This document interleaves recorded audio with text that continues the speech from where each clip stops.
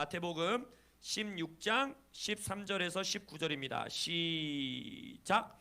예수께서 빌립보 가이사랴 지방에 이르려 제자들에게 물어 이르시되 사람들이 인자를 누구라 하느냐. 이르되 더러는 세례 요한, 더러는 엘리야, 어떤 이는 예레미야나 선지자 중에 하나라 하나이다. 이르시되 너희는 나를 누구라 하느냐. 시몬 베드로가 대답하여 이르되 주는 그리스도시요 살아계신 하나님의 아들이시니이다. 예수께서 대답하여 이르시되 바요나 시몬아, 내가 복이 있도다. 이를 내게 알게 한 이는 혈육이 아니요 하늘에 계신 내 아버지시니라. 또 내가 내게 이르노니 너는 베드로라. 내가 이 반석 위에 내 교회를 세우리니 음부의 권세가 이기지 못하리라. 마지막 구절. 내가 천국 열쇠를 내게 주리니 내가 땅에서 무엇이든지 매면 하늘에서도 매일 것이요 내가 땅에서 무엇이든지 풀면 하늘에서도 풀리리라. 아멘. 오늘 이 본문 말씀으로 여러분들과 나눌 말씀의 제목은 전쟁의 때 주를 아는 것이 교회의 힘이라. 주를 아는 것이 교회의 힘이라. 여러분, 우리는 예언적인 교회가 되기 원합니다. 제가 아무리 설교 이 계획을 짜놓고 시리즈 말씀의 순서를 정해놓고 주님 앞에 기도하며 말씀을 준비하다가도 주님께서 우리가 주시는 말씀이 있다면 잠시 멈춰서서 그 말씀에 우리가 귀 기울이고 그 말씀에 반응하는 교회들 되시길 예수님의 이름으로 축원합니다. 순서와 조직과 전통으로 움직이는 교회가 아니라 성령님의 질서, 성령님의 조직, 성령님의 운행하심 가운데에 이끌림 받는 교회 되시기를, 또 가정 되시기를 예수님의 이름으로 축복합니다. 하나님께서 지난주에 한 주 동안에 우리 교회에게 음성을 주신 것이 있어요. 그것에 대해서 나눌 것인데, 바로 하나님께서 우리에게 선포하셨습니다. 바로 이 때가 전쟁의 때라는 것입니다. 하나님께서 이 코람데오 교회에게 전쟁의 때를 선언하셨고 선포하셨습니다. 할렐루야. 지난 한 주 동안에 정말 많은 사건들이 있었어요. 여러분, 우리 상우 아버지의 소식도 우리가 들었고, 또 저도 정말 지난번에 이렇게 아팠던 게 언제인지 제가 아무리 기억을 해보려도 기억이 안 나요. 그래서 최소 한 10년은 넘은 것 같아요. 그래서 제가 한 3일 동안 누워 있었고, 또 우리 임지연 자매도 평생 잊지 않았던 이 허리 부상을 겪고, 우리 수아 자매 배탈 나고, 다은이와 가은이 며칠 사이에 손가락 다치고, 또 우리 가은이도 목에 상처를 입고, 이 모든 일들, 저는 이러한 어떤 질병이라든지 어떠한 문제가 일어났을 때 그 모든 것들을 이거 귀신이 한 거야, 이거 영적 전쟁이야, 지금 뭔가 공격받는 거야, 이렇게 모든 것을 영적 전쟁과 공격으로 몰아가는 것은 정말 딱 질색입니다. 저는 그거 정말 싫어해요. 왜냐하면 그건 일단 진실이 아닙니다. 여러분, 귀신들도 굉장히 바쁜 존재들이에요. 여러분들 배탈 내고 이런 걸로 일할 시간이 없는 자들입니다. 귀신들은 우리보다 더 잘 알아요. 자신들의 시간이 얼마 남지 않았다는 걸 너무나 잘 알기 때문에, 귀신은 성경에서도 보면 조직적이 있고 체계적으로 일하는 군단이기 때문에 명령을 하달받아 일하는 것이 바로 이 영적 세계입니다. 그렇기 때문에 누구 배탈 나게 하고 누구 어떻게 이런 게 아니에요.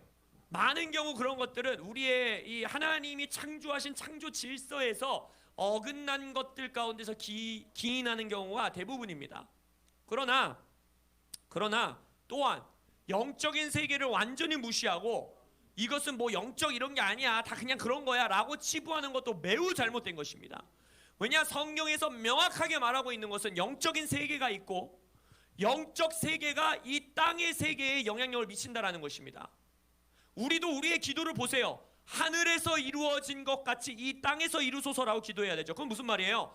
영적인 세상에서 일어나고 있는 것들이 이 땅의 세상에 영향을 미치고 있다는 것입니다.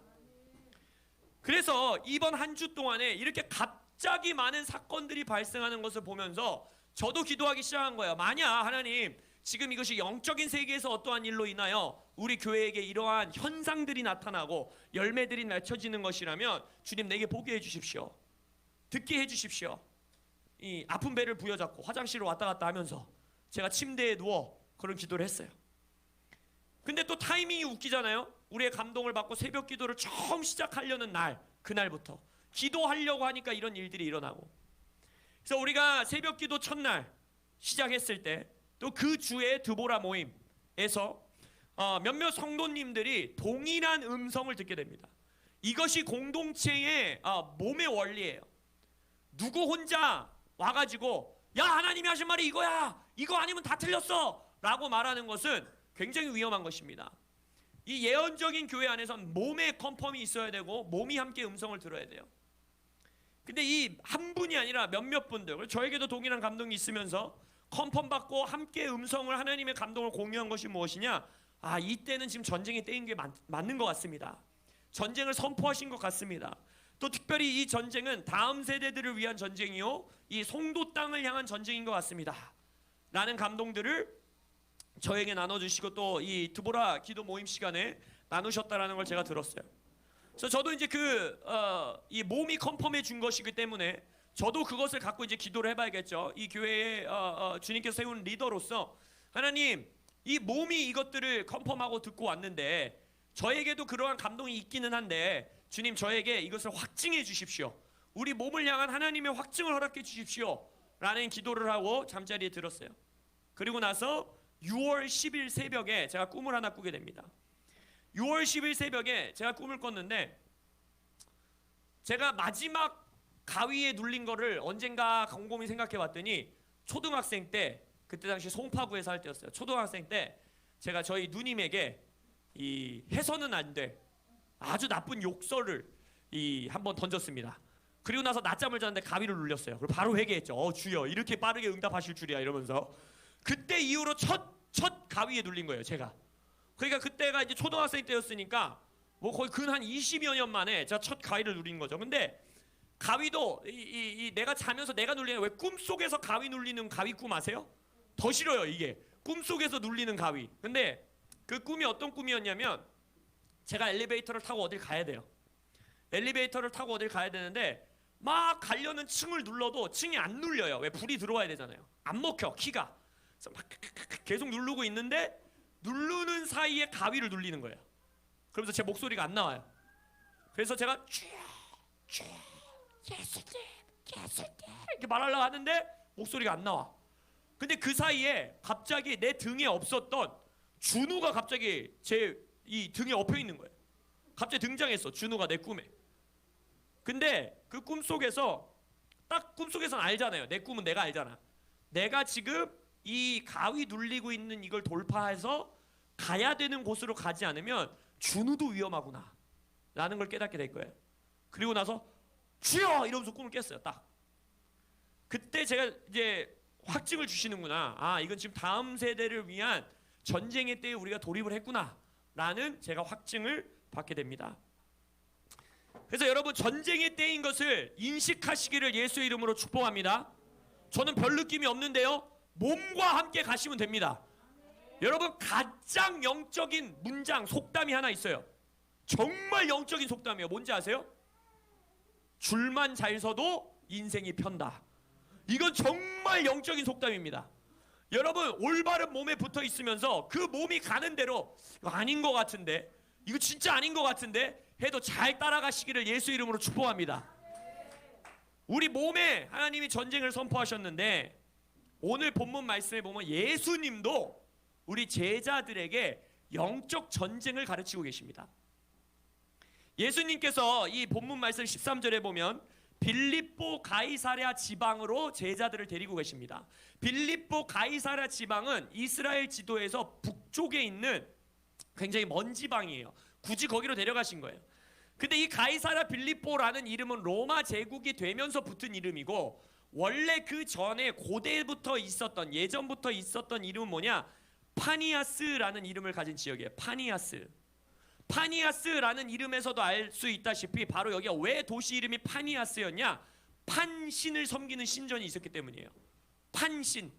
그러니까 파니아스라고 부른 거예요. 이 판신은 절반은 사람이고 절반은 염소인 신의 형상을 가진 우상이었는데, 목자의 신이었습니다. 목자의 신. 그러니까 거짓 목자였던 거죠. 진정한 목자의 신 예수가 아닌 거짓 목자로서 자신을 치장하고 있었던 우상이에요. 장로님, 제가 사진을 몇 장 준비했나면 좀 보여주시겠습니까? 저는 이 지역을 이제 이스라엘 성지 순례할 때 다녀왔는데, 이제 여기가 이제 판신전이 있었던 가이사라 빌립보 지역에 남아 있는 이제 이겁니다. 그때는 신전이 이렇게 생기지 않았겠죠. 그래서 이제 저기 동굴 안에 이 판신을 향해서 인신 제사를 하는 커다란 돌이 있어요. 다음 사진. 그러니까 여기가 예전에 신전이 있었던, 지금은 이제 돌무더기밖에 남지 않고 가면 이렇게 신전 터를 이렇게 딱 해놨고 몇 개 기둥이 남아 있고 하는 것들을 보여줘요. 복원도를 보시면, 다음 자 보시면 이렇게 어마어마한 신전이었습니다. 한두 개가 아니었어요. 어마어마한 넓이에 어마어마한 신전인데, 저기의 신전의 특징은 뭐냐? 저기에 있는 모든 건물들이 오직 바위와 돌로만 지어졌습니다. 그러니까 저 시대에 굉장한 웅장한 느낌을 받을 수 있는, 나무 목조가 하나도 쓰이지 않고 모든 것이 돌로만 지어진 어마어마한 이 우상을 섬기는 신전이 있었던 지역이에요. 네, 사진 다시 쳐도 됩니다. 그래서 이 이스라엘 지역에서 이 파니아스라고 하는 지역, 가이사라 빌립보라고 하는 지역은 굉장히 어두운 지역 중에 하나였습니다. 그래서 이 북쪽에 있는, 이 멀리 있는 곳으로 제자들을 굳이 데려가신 이유는 제자들에게 영적 전쟁을 가르치시기에 최적의 장소였던 거예요. 거짓 우상들을 이렇게 어마어마하게 섬기고 있고, 그 근동 지역에, 유대 근동 지역에 이 어두움의 영향력을 끼치고 있었던 그러한 지역이었던 것입니다.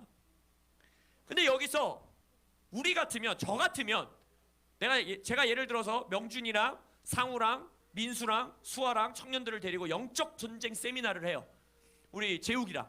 그럼 제가 어떻게 하겠어요? 저 같았으면, 얘들아, 귀신은 말이야 이렇게 해야 되고, 니네가 기도할 때는 이렇게 대적을 해야 되고, 가위에 눌릴 때는 이렇게 하고, 니네가 영적 전쟁의 원리들은 이런 거야 라고부터 강의를 시작할 것 같아요. 저 같으면 싸우는 법을 가르쳐야 되니까, 어떻게 기도해야 되고, 예배할 때는 어떻게 해야 되고, 니네가 귀신은 어떻게 분별해야 되고, 이러한 일이 있을 때 네가 이건 어둠의 영향력이구나, 이건 아니구나, 어떻게 분별해야 되고, 이런 걸 가르칠 것 같은데, 예수님은 그 막 어마어마한 막 피의 제사를 드리고 어둠을 섬기는 그 영적 전쟁의 한가운데 가셔서 묻는 질문이 너무 생뚱맞아요. 이 본문에서 뭐라고 합니까? 첫 번째 질문하십니다. 세상이 나를 누구라 하느냐라고 물어봐요. 바깥 사람들이 나를 누구라고 하더냐? 라고 물어봐요. 굉장히 생뚱맞은 질문이에요. 그리고 나서 두 번째 질문을 또 하십니다. 그러냐? 그 사람들이 나한테 침례 요한이라고도 하고, 뭐 엘리야라고도 하고, 예레미야라고도 하고, 선지자 중에 하나라고도 하더냐? 그렇구나. 그거에 대해서는 대꾸도 안 하십니다. 그리고 나서 바로 두 번째 질문에 훅 들어오셔요. 바로 뭐냐? 니들은 나를 뭐라고 하느냐? 니들은 나를 누구로 알고 있느냐? 너네 지금 나 제자라고 따라다니고, 이 북쪽까지 굳이 내가 니네 데리고 오는데도 군말 않고 따라다니고, 나랑 먹고 자고 있고 내 제자라 그러고, 너네들은 나를 랍비라 부르는데 너네 내가 누군지는 아니? 라고 물어보는 예수님이. 시온아, 예수님 물어보면, 너 내가 누군지 알아? 너 나를 누구라고 생각하고 따라오는 거야? 라고 예수님이 지금 묻고 계시다라는 거예요. 근데 언제나 예수님이 질문을 하면 가장 먼저 답하는 사람 누구예요? 성경에서 베드로예요. 베드로. 그리고 거의 10번 중에 8번 9번은 맨날 이상한 대답해갖고 혼도 나고 쿠사리 먹고 그런 사람이에요. 근데 여러분, 항상 1등으로 대답하십시오. 베드로만 제자 중에서 물 위를 걸었습니다. 기억하셔야 돼요. 12사도 중에 물 걸어본 사람은 베드로밖에 없어요. 왜? 깐족되고 나서다 그런 거예요. 주님 앞에선 열심히 깐족되셔야 돼요. 할렐루야. 골리앗 앞에선 깐족되면 안 되고, 골리앗 앞에서는 아까 말한 것처럼 어깨를 당당히 펴야 되는데, 예수님 앞에서는 별걸 다 던져봐야 돼요. 이것도 던져보고 저것도 던져보고, 그래야 물 위를 걷습니다. 할렐루야. 요번에도 베드로가 어떻게 참겠어.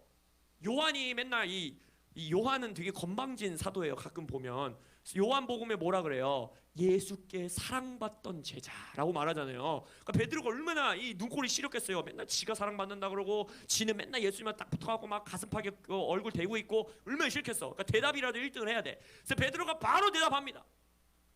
제자들은 다 생각하겠죠. 쟤 또 이제 혼나겠구나. 베드로 형님 또 혼날라고 저렇게 대답을 하네. 근데 요번에는 그 10번 중에 한두 번이 등장을 한 거야. 너무 완벽한 대답을 한 거예요. 예수님이 니들은 나를 누구라 하느냐? 그랬더니 예나야, 베드로가 뭐라고 대답했어? 맞아요. 예수님은 그리스도시요. 그다음 뭐라고 했어요? 살아계신 하나님의 아들이십니다. 내가 생각했을 땐 예수님은 안 놀랐겠죠. 근데 아마 그 11사도가 얼마나 놀랐겠어요. 일단 대답이 멋있어 보여. 일단 대답이 평소에 베드로 형님이 하던 대답이 아니야. 그래도 이제 숨을 죽이고 보고 있죠. 혼나나 사탄아 물러가라 이러는가 아니면 칭찬을 주시는가 이제 보고 있는데 예수님이 너무 기뻐하시면서 잘 대답하였도다. 할렐루야. 10번 중에 2번 맞추시는 여러분들 되시길 예수님을 축복합니다. 예수님이 말하는 거야. 네가 말한 그 대답은 네가 생각한 게 아니다. 제자들이 좀 킥킥댔을 것 같긴 해요. 그 말에 너는 도저히 이 대답을 머리로 짜낼 수 있는 사람이 아니다. 그런데 베드로야, 너의 이 대답은 하늘에 계신 하나님이 너에게 계시로서 허락하신 것이다. 소중히 여겨라 라고 말씀하십니다. 그 대답 이후에 하늘에서 주시는 이 계시적인 답변을 듣고 난 이후에, 선포를 듣고 난 이후에 이 예수님이 누구신지를 아는 지식으로부터 2가지의 열매가 맺혀지게 됩니다. 예수님을 아는 지식으로부터 2가지 열매가 맺히는 거예요. 첫 번째, 베드로에게 새로운 정체성이 부여됩니다. 오늘 본문에 보니까 예수께서 대답하여 이르시되 바요나 시모나 내가 복이 있도다. 이를 내게 알게 하신 이는 혈육이 아니요 하늘에 계신 내 아버지시니라. 네가 지금 계시를 받았다. 정말 복 받았다. 내 제자여 너는 복받은 자다 라고 하신 이후에 이제 내가 너에게 이르노니 너는 이제 베드로라. 네 이름을 내가 바꿔주겠다. 너는 바위다 라고 말씀하십니다. 페트로, 너는 바위다. 근데 너는 바위일 뿐만이 아니라 이제 새로운 정체성을 네가 새로운 인간이 되어서 네가 새로운 인간으로서 받은 그 새로운 계시, 나를 아는 지식, 내가 누군지를 아는 그 지식 위에, 그 지식을 갖고 있는 너의 위에 내가 내 교회를 세우겠다. 그러면서 베드로를 향하여 뭘 말씀하시는 거예요? 이제 너는 나의 교회다. 너는 나의 통치기구다 라고 말씀하시는 거예요. 에클레시아는 통치기구였습니다. 통치기구. 너는 나의 통치기구다. 새로운 정체성을 받는 거예요. 그리고 이 새로운 정체성을 그곳에서 선포하시면서 피의 제사를 드리고, 아까 봤잖아요. 그 거대한 동굴, 거대한 돌 앞에서 이 돌로 지어진 걸 보느냐, 반석으로 지어진 거짓 신들을 보느냐, 바위로 세워진 거짓 신들을 보느냐, 내 바위는 너다 라고 말씀하시는 거예요. 사람들은 이 땅의 바위로 이런 거짓 신을 섬기기 위해 이걸 짓고 있지만 나는 너의 바위, 내 바위인 너를 통해서 내 교회를 세우겠다라고 말씀하시는 거예요. 너는 나를 아는 자이기 때문에. 근데 그 교회, 너희들 지금 보니, 그리고 거기에 문 자체가 아까 말한 판신을 섬기는 문 자체가 음부의 권세였어요. Gates of Hell이었어요. 지옥의 문. 너 여기 지옥의 문 보니? 이 지옥의 문 보여? 나의 바위인 너를 통해서 내가 세우는 에클레시아는 이 지옥의 문이 이기지 못할 거야 라고 지금 예수님은 영적 전쟁을 가르치고 있다라는 거예요. 음부의 권세는 뭘 뜻하느냐? 바로 그 가이사라 빌립보 지역에 있었던 모든 종류의 어둠, 여러분의 삶에, 또 우리의 사회에, 우리의 국가에, 우리의 도시에 틈타고 있는 모든 종류의 어둠의 주관자들, 그들이 여러분들을 이길 수 없다라는 겁니다. 누구를? 여호와 예수 그리스도를 아는 지식이 있는 자들을 이길 수 없다라는 것입니다. 그 예수님을 아는 지식을 가진 자가 맺는 2번째 열매는 무엇이냐? 바로 교회의 능력을 받게 됩니다. 오늘 본문 19절에 보면 뭐라고 말씀하십니까? 예수님을 아는 지식과 계시가 19절의 능력을 풀어내는 거예요. 내가 천국 열쇠를 너에게 주리니 너가 땅에서 무엇이든지 매면 하늘에서도 매일 것이요 내가 땅에서 무엇이든지 풀면 하늘에서도 풀리리라. 할렐루야. 여러분들이 매는 건 매이고 여러분들이 풀리는 건 풀리는 그 능력을 받는 여러분들이 되시길 예수님의 이름으로 선포합니다. 근데 이것이 어디서부터 오느냐? 어디서부터 오느냐? 예수를 아는 지식에서부터 온다라는 거예요. 예수를 아는 계시에서부터 이 열매가 맺힌다라는 것입니다. 우리가 이 말씀을 더 전하기 전에 좀 하나 짚고 넘어가기 원하는데, 우리가 이 교회에 대해서 가르치고 이 세상을 변화시키고 이 성경에서 말하고 있는 것처럼 음부의 권세가 잡고 있는 지역에 가서 하늘의 것들을 풀어내고 하늘의 것들을 이 어둠의 것들을 묶어내는 이 세상을 변혁시키는 통치 기구로서 하나님이 세우고 계시는데, 몇몇 사람들 중에 이 사회 변혁, 이 세상을 바꾸는 것, 교회의 역할, 이런 것들이 성경에 어디 그런 게 나와 있냐라고 말하시는 분들을 종종 만나요.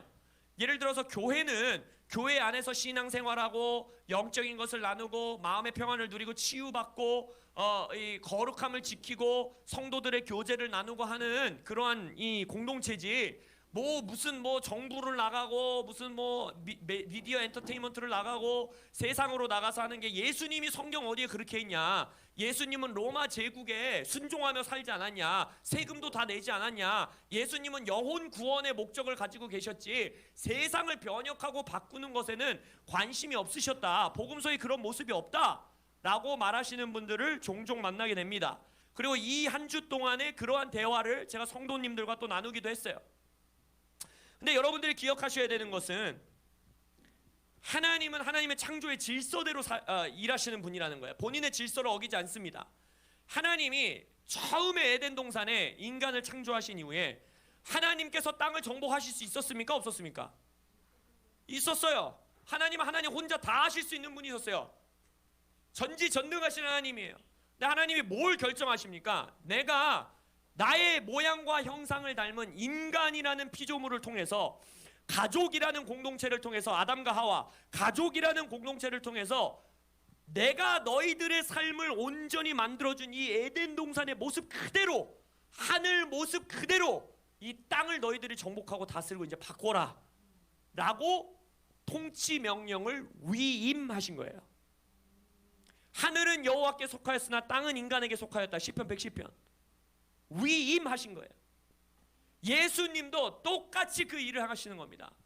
이제 창조 질서에서 어긋난, 죄로 지나서 하나님의 통치 질서 아래서 벗어나서 그 권세를 잃어버린 인간 세상에 오셔서 어떻게 하신 거예요? 이제 내가 이 죽음을 죽여버렸고 죽음을 멸하였고 이제 너희들은 새 피조물이 되었으니 너희들은 새롭게 창조됐다라는 거예요. 쉽게 말하자면 에덴 동산에 있었던 아담과 하와와 같이 온전히 하나님의 통치 질서에 정렬되어 살아갈 수 있는 신인류, 새로운 인간을 예수 그리스도께서 십자가의 죽음과 부활로 창조하신 거예요. 인간을 새롭게 창조하신 거예요. 그리고 나서 하나님이 명령을 주셨던 것처럼 예수님이 명령을 주십니다. 지금 여기서 그 명령을 주시는 거예요. 자, 너희들은 이제 나의 죽음과 부활을 통하여 새로운 공동체가 될 거야. 신인류가 될 거야. 새로운 인간이 될 거야. 나는 그거를 나의 몸이라고 부를 거야. 나의 교회라고 부를 거야. 그러면서 뭐라 말씀하시는 겁니까? 이제 나는 떠나. 나는 곧 갈 거야, 하늘로. 근데 내가 다시 오기 전까지 너희들이 이제 이 땅에서 묻고 푸는 일들을 하는 거야. 너희들은 나보다 큰 일을 하게 될 거야 라면서 통치 명령을 다시금 인간에게 위임하시는 겁니다. 물론 영혼 구원해야죠. 영혼 구원도 거기에 포함되죠. 당연하죠. 영혼들을 구원하고 사람들을 제자 삼는 거 포함되지요. 근데 예수님은 우리에게 뭐라 말씀하셨습니까? 열방을, 민족을, 나라들을 제자 삼으라는 거예요. 그래서 이걸 반드시 기억하셔야 됩니다. 그것이 바로 여러분들에게 주어진 영적 전쟁이라는 거예요.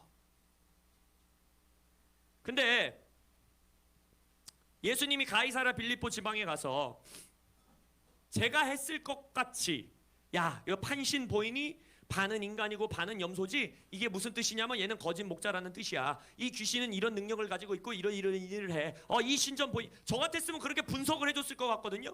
근데 예수님은 판신이 어떤 신이고 니네를 공격하고 있는 어둠이 지금 어떤 공격이고 이런 거는 말씀에 언급도 하지 않으십니다. 이 어둠들을 너희들이 어떻게 대적해야 되고 어떻게 싸워야 되고 이런 걸 언급도 하지 않으세요. 오직 하나의 질문은 뭐예요? 너 나 아니? 이 질문 하시는 거예요. 교회야, 명준아, 너 나 알아? 너 교회 다닌다고 하는데 나 누군지는 알고 따라다니는 거야? 예수님의 영적 전쟁의 가장 핵심 강의는 너 나 알아? 이거예요. 너 나 알아? 예나야, 예수님 알아? 할렐루야, 아멘. 그래서 우리의 능력은 어둠을 얼마나 오해하지 마십시오. 저는요, 영적 전쟁의 한 일부로서 성령님께서 그것을 드러내시고 인도하심에 따라서 우리 삶과 우리 지역에 있는 어둠들을 분별해내고 그들의 이것들을 파악해서 그것을 내쫓는 일도 너무나 중요합니다. 예수님도 물어보잖아요. 너의 이름이 무엇이냐라고 물어보실 때가 있단 말이에요. 귀신을 향해서. 그런 순간들이 있어요. 그러나 영적 전쟁의 핵심은 뭐냐? 예수를 더 아는 지식이 우리 안에 있을 때에 음부의 권세가 우리를 이기지 못하는 것입니다. 이것이 교회의 영적 전쟁입니다. 예수를 아는 교회들로 일어나시길 예수의 이름으로 축복합니다. 그럼 질문해야죠. 우리의 힘이, 우리의 능력이 예수를 아는 것이라면 무슨 질문을 해야 될까요? 민수야, 무슨 질문을 해야 될 것 같니? 예수를 알아야 되면 무슨 질문을 해야 돼? 어떻게 아냐는 거죠. 어떻게? 예수를 어떻게 알 수 있냐? 오늘 그것을 세 가지로 여러분들과 나눌 것입니다. 첫 번째, 우리의 삶 가운데 예수님을 어떻게 아느냐? 예수님을 알 수 있도록 승천하시면서 우리에게 허락하신 것이 말씀인 것입니다. 여러분, 우리는 말씀을 통해 예수를 더 아는 지식이 쌓이시길 예수 이름으로 축원합니다. 정보가 아닌 여호와를 아는 지식, 계시가, 레마가, 로고스가 여러분들에게 있기를 예수님의 이름으로 축복합니다. 그래서 여러분들이 지금 이 시즌에 우리 교회에서 더 물맷돌이라는 암송을 통해서 말씀을 암송하고 말씀을 우리 마음판에 새기고, 이것은 단순히 여러 구절 말씀 외우고 프로그램 하는 게 목적이 아닌 거예요. 이 말씀을 통하여 우리는 예수를 더 아는 다음 세대들이 일어나기를 원합니다. 이 말씀 암송을 통하여 예수를 아는 아버지들이 일어날지어다. 그래서 이 시즌에 여러분들 전쟁의 시즌입니다. 무기를 가꾸기 위해서는 예수를 더 아셔야 돼요. 더 물맷돌은 가장 초보적인 거예요. 가장 기초예요. 그 위에 여러분들이 말씀을 묵상하시고 통독하시고 좋은 신앙 서적들을 찾아 읽으시면서 여호와를 더 아는 지식을, 예수를 더 알아가는 지식을 말씀을 통하여 세우시기를 받으시기를 예수님의 이름으로 축복합니다. 두 번째, 성경 안에서 예수님을 더 알아가는 두 번째 방법은 공동체의 예배와 기도입니다. 공동체의 예배와 기도. 제가 실은 한 20여 년 만에 처음 꾼 가위 눌리는 꿈 2탄이 있어요. 2탄. 그 1탄으로 주여 이러면서 깨고 나서 시계를 보니까 한 새벽 1시쯤 됐었거든요. 그래서 이제 잠시 또 주님께 묻고 주님 이 꿈을 통해 뭐 말씀하시니까 좀 잠시 기도하다가 다시 잠자리에 들었어요. 근데 잠자리에 들었을 때 꿈 2탄을 꾸게 됩니다. 그 꿈에서는 제가 어디 누워 있는 거예요. 어디 누워 있는데 깜깜해 아무것도 안 보여요. 깜깜하게 누워 있는데 또 가위를 눌리는 거예요. 꿈속에서. 그래서 쭉 소리가 안 나오고 이러고 있는데 어디선가부터 저 멀리서 제가 예전에 섬겼던 교회에, 부사역자로 섬겼던 교회 예배 목사님이 있었어요. 예배 담당 디렉터 목사님이 계셨는데 그 목사님이 막 미로 같은 곳을 막 뛰어오면서 뭐라고 하느냐, 빨리 재승이한테 가야 돼, 재승이한테 가야 돼, 재승이한테 가야 돼, 재승이 깨워야 돼 이러면서 가는 거예요. 그러면서 그분이 꿈속에서 저의 오셔서 다리를, 허벅지를 툭툭 치면서 치는 순간 제가 꿈을 깨면서 깼어요. 그 가위에서 깼어요. 그래서 이 꿈을 통해서 주님께서 저에게 주시는 감동 중에 하나는 무엇이냐, 그 예배 디렉터, 예배를 담당했었던 목사님이 오셔서 저를 가위 가운데서 이 눌림 가운데서 끊어내게 하셨던 것. 여러분, 이 시즌에 우리에게 주시는 강력한 무기는 예배입니다. 여러분, 찬양하셔야 합니다. 예배의 자리를 사수하셔야 됩니다. 더 물맷돌 시간을 가정 예배의 시간으로 만드세요. 각자의 가정의 모습대로 그 더 물맷돌을 통하여 아이들과 함께 주님을 찬양하고 예배하는 시간을 가지십시오. 성경 가운데서 공동체의 예배 가운데에 임재하시는 여호와의 임재 안에, 예수의 임재 안에 있어야 예수를 더 알지 않겠습니까? 그러한 말씀을 계속해서 말씀하세요. 예를 들어서 두세 사람의 모임 가운데에, 예수의 이름으로 모임 가운데에 예수님이 함께 하시겠다 하셨고, 로마서 8장에서 성령님은 말할 수 없는 탄식으로 우리를 위해 기도하시는, 결국 기도의 자리에 성령님이 계시겠노라고 우리에게 약속하고 계시고, 오순절 1세기 교회들은 다 함께 모여서 한 장소, 한 공간, 한 마음으로 모여서 기도하고 예배하는 자리에 성령님이 임재하시고, 계시록에서도 보면 공동체들이 다수가 함께 하나님을 끊임없이 찬양하고 예배하는 그 자리에 하나님이 자신의 보좌를 두십니다. 우리가 교회 안에서 섬김, 구제, 말씀 티칭, 또 여러 가지 프로그램, 이런 것들 다 너무나 중요하지만 사람들이 하나님을 만났다, 나 정말 하나님이 살아계심을 경험했다 라고 고백하는 가장 많은 간증들은 무엇인지 아십니까? 억지로 끌려오는 예배의 자리에서, 억지로 끌려간 유스 캠프에서, 난 가기 싫었는데 엄마 아빠 전도사님이 등 떠밀어서 간 여름 캠프에서, 그 예배의 자리에 하나님을 높이고 경배하는 그 자리에서 하나님을 만난다라는 거예요. 여러분, 예배는 능력입니다. 예배는 프로그램이 아닙니다. 예배는 노래가 아닙니다.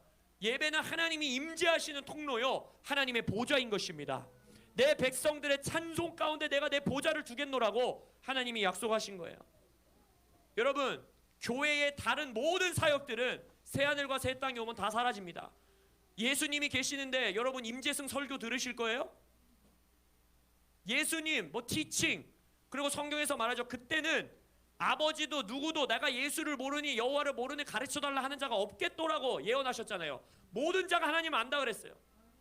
티칭 사역, 구제 사역이 있겠습니까? 천국에서 새하늘과 새 땅에 가난한 자가 있겠냐고요. 구제 사역도 없어집니다. 여러 가지 프로그램들도 사라져요. 그러나 교회의 사역으로서, 교회의 기능으로서 영원토록 사라지지 않는 단 하나의 기능, 단 하나의 이 사역은 무엇이냐? 예배예요. 예배. 예배는 영원토록 새하늘과 새 땅에서도 우리가 교회로서 주님을 찬양하고 예배할 것입니다. 그렇기 때문에 이 땅에서부터 배우셔야 돼요. 여기서는 박자 못 맞춰서 노래가 어려워서 박자 틀리고 그래도 천국 가서는 잘해야 될 거 아니에요. 할렐루야. 이 땅에서 예배에 익숙해지시는 여러분들 되시길 예수 이름으로 축원합니다. 하늘의 예배를 이 땅에서부터 드리시는 여러분들 되시길 예수 이름으로 축원합니다. 예배의 자리를 이 전쟁의 시즌에 사수하셔야 됩니다. 민수야, 예배의 자리를 사수해라. 할렐루야. 예배의 자리를 사수하셔야 돼요. 예배의 자리를 지키셔야 돼요. 기도의 자리를 지키셔야 돼요. 자신이 지켜야 되는, 군대 다녀온 남자들은 다 알잖아요. 자신이 지켜야 되는 자리를 벗어난 자는 어떻게 됩니까? 그날 진짜 망하는 거예요. 그 사람은 영창도 갈 수 있는 거예요. 전쟁의 때에 자신의 자리를 벗어나는 자들은 군대에서 이탈자가 되는 겁니다. 기도와 예배와 말씀 암송과 말씀 묵상의 공동체의 예배와 기도, 그 자리를 지키시는 여러분들 되시길 예수 이름으로 축복합니다. 마지막으로 예수님을 아는 지식을 쌓을 수 있는 세 번째 방법은 경험입니다. 경험. 예수를 경험해야 합니다. 알다라는 히브리 원어와 헬라 원어 두 단어 모두 주님을 알다라고 할 때 이 알다의 단어는 경험을 기반한 경험적 지식을 말합니다. 만져봐서 아는 거, 먹어봐서 아는 거, 들어봐서 아는 거, 뭐 해봐서 아는 거, 이거예요. 내가 야구에 대한 규칙들을 쫙 읽으면서 나 야구 알아 할 수 없습니다. 야구를 해봐야 야구를 아는 거예요. 야구장에 가서 야구를 관람을 해봐야 야구가 뭔지 아는 거예요. 배트를 휘둘러 봐야 내가 야구가 뭔지 아는 거예요. 똑같아요. 예수님도 내가 이 책을 읽으면서 아, 예수가 몇 장 몇 절에서 이 얘기했대, 예수가 몇 장 몇 절에서 이런 얘기했대, 이건 예수를 아는 게 아닙니다. 예수를 아는 건 예수를 경험하셔야 돼요. 이 말씀을 통하여 예수님의 음성을 들어보고, 이 말씀을 통하여 예수님의 성품을 느껴보고, 이 말씀을 통하여 예수의 기적을 경험해보고. 할렐루야. 가은이의 울음소리가 들리듯이 예수님의 음성이 들리시기를 예수님의 이름으로 축복합니다. 근데 왜 그런지 몰라요. 누구도 설명할 수 없는데 왜 그런지는 모르는데 성경 곳곳에서 하나님께서 하나님과 성령님과 예수님을 실제적으로 경험하게 하는 순간순간들 중에 많은 경우 하나님이 기도와 예배의 양을 채우시기를 원하시는 모습이 나타나요. 왠지는 몰라요. 우리가 왜 굳이 그 양을 채우실까? 우리는 그냥 인간인데 뭘 알겠습니까? 주님이 그렇게 채우시게 하실 때가 있다라는 거예요. 예를 들어서 불의한 재판장과 과부의 비유를 볼 때에도 굳이 그 과부가 왜 쫓아다녀야 돼요? 왜 그 뒤에 비유를 풀어 설명하시면서 주야 밤낮 울부짖는 기도가 있어야 돼요? 우린 몰라요. 그러나 하나님이 그걸 요구하신다는 겁니다. 오순절 다락방의 제자들 왜 열흘이라는 시간을 그 다락방에서 머물면서 기도하고 예배했어야 되냐, 금식했어야 되냐 물어보면 우리는 모릅니다. 그래서 하나님이 그 양을 채우시길 원하셨다라는 거예요. 요셉이 2년 동안 왜 감옥 가운데 있었어야 되냐? 하나님의 구원하심을 경험하기 위해서 왜 하나님이 굳이 요셉을 2년 동안 그 안에 넣어 놓으셨냐? 여러 가지로 설명할 수 있겠죠. 그 시간 동안 성품을 다루셨다. 그 시간 동안에 뭐 이 내면의 일을 하셨다. 근데 그거는 우리의 이 성경을 통해 알 수 있는 내용들이지만 정확하게 하나님의 계획은 우리는 모른다라는 거예요. 하나님은 인내의 시간을 우리에게 허락하신다라는 겁니다. 다니엘은 왜 21일 동안 기도했어야 되나? 몰라요. 하나님이 그 시간을 채우길 원하셨어요. 더 나아가 계시록에서는 더 나아가서 하나님이 마지막 때에 심판을 이루시는 데 있어서 계시록의 금대접에다가 성도의 기도를 쌓으시고 계시다라는 거예요. 성도의 예배를, 향연의 예배와 기도를 그 금대접에 찰 때까지 계속 쌓아 놓으신대요. 왜 그렇게 하실까? 우린 정확하게는 알 수 없습니다. 그러나 이것은 하나님의 계획이요, 하나님의 전략이요, 하나님의 원리 원칙이라는 거예요. 여러분, 하나님을 경험하기 원하십니까? 예수를 경험하여 알기 원하십니까? 기도와 예배 시간을 채우시기를 예수 이름으로 축복합니다. 그 기도와 예배의 자리를 지키는 자들에게 호련히 임하시는 주님의 경험이 있다라는 거예요. 그 서든리 임하시는 하나님의 경험을 누리시는, 그리하여 예수를 더 알게 되시는 여러분들 되시길 예수 이름으로 축복합니다. 말씀을 결론 짓기 원합니다. 이 세 가지, 예수를 더 알기 위하여 말씀과 공동체의 예배와 기도, 그리고 그 예배와 기도의 시간을 함께 채워서 개인의 기도 시간을 채워서 경험하는 예수, 그래야 예수를 더 알게 되는 것, 예수를 더 알게 되시는 여러분들 되시기를 예수님의 이름으로 축복합니다. 시편 78편 9절에 이런 말씀이 있습니다. 에브라임 자손은 무기를 갖추며 활을 가졌으나 전쟁의 날에 물러갔도다. 여러분, 우리는 어느 시대보다 많은 무기를 부여받은 시대요 세대들입니다. 그 어느 세대가 이렇게 말씀이 넘쳐나고 예배가 넘쳐나고 유튜브만 키면은 세계 방방 곳곳에 기름 부으심 있는 예배를 함께 드릴 수 있고 말씀을 들을 수 있고 신학이 너무나 성숙하여서 이제는 정말 고대가 아니고 중세 시대라든지 그때는 상상할 수도 없었던 일반인들이 신학 서적들을 찾아서 말씀을 연구할 수 있고 그 어느 때보다 우리에게 너무나 많은 무기가 주어져 있습니다. 우리는 무기를 갖추며 활을 가졌어요. 근데 전쟁의 날에 물러서지 않기 위해서 우리가 반드시 갖추어야 되는 것은 무엇이냐? 바로 예수를 알아야 합니다. 여호와를 아는 지식이 있어야 합니다. 이러한 자들이 바로 골리앗 앞에서 바위 뒤에 숨었던, 전쟁의 날에 물러갔던 사울과 그의 군대같이 살아가지 않는 자들이 되는 것입니다. 여러분, 우리는 전쟁의 때입니다. 우리는 지금 전쟁 가운데 있습니다. 어둠에 주목하지 마십시오. 성령님께서 우리에게 붙이신 싸움의 어둠을 드러내실 때까지는 어둠에 주목하지 않으시기를 바랍니다. 이때는 예수를 더 알기에 힘쓰십시오. 우리의 제자들에게 우리의 자녀들에게 예수를 더 알 수 있도록 도우십시오. 이것이 우리의 전쟁입니다. 이것이 우리의 싸움입니다. 할렐루야. 전쟁의 날에 물러서지 않는 여러분들 되시길 예수님의 이름으로 선포합니다. 아멘. 기도하시겠습니다.